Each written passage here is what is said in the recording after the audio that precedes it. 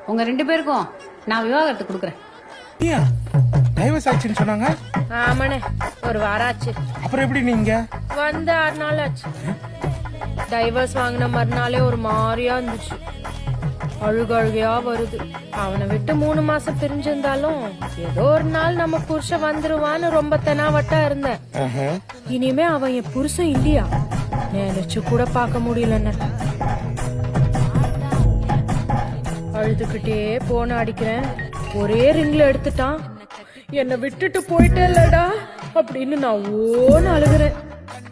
இவன் பைக்கை எடுத்துக்கிட்டு வரத்துக்குள்ள என்னால இருக்கவே முடியல. 6 கிலோமீட்டர் ஓடியே வந்தேன்னு.